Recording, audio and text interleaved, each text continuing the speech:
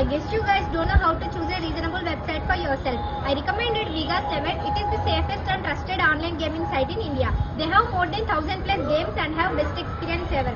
I guarantee you will never get bored. So, మనీని ఎలా deposit చేయాలో చూద్దాం రండి.